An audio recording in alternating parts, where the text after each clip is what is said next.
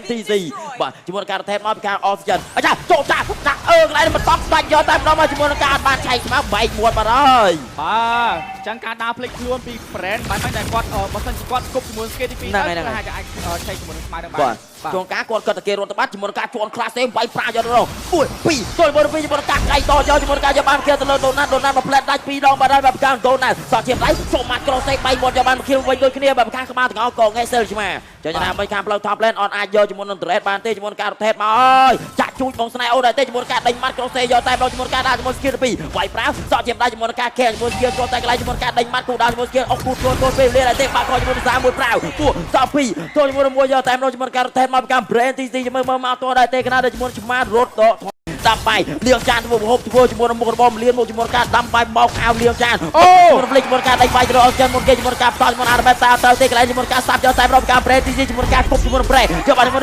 វិញគេកណាជាមួយអីតាមអាចនេះបន្ទាប់ដែរទេជាមួយការកាយបាយចូលបាយប្រាវសតជាម្ដាយចុកក្រោយមានជាមួយពីរដូចគ្នាកន្លែងនេះជាមួយការជន់មើលក្លាសេដេញបាយមួយប៉ាំងផ្លឹកតែសាច់មួយអាមីបាត់ហើយបែបខាងវត្តមានរបស់ដូណាតដេញបាយជិបតចាប់មួយចាប់ពីរតែស៊ីយាមទៅជាមួយការដួលជាមួយស្គីពីរតែនៅឡាយដូចគ្នាបែបខាងដូណាតមានជាមួយពីរដកថយមិនចៃដៃទេបាត់មកជាមួយនឹងប្រេទីស៊ីម្ដាយសល់2នាក់តាមប្រាំសតជាមួយនឹងការអូជាមួយនឹងឡខាងផ្លូវបត់ថមដែរជាមួយនឹងការអុកមួយជាមួយនឹងការជួងក្លាសេវាយប្រាវយកតែមិនខ្ចីដៃមានមួយជួយផ្សាយរត់ផ្សាយលើចុះប្រាវពួចាក់កមួយពុតលុយសតតែម្ដងការសាជាមួយនឹងការបាល់ទី5មិនខ្ចីគ្លៀនជាមួយឡនអេរេសតជាម្ដាយមានមួយ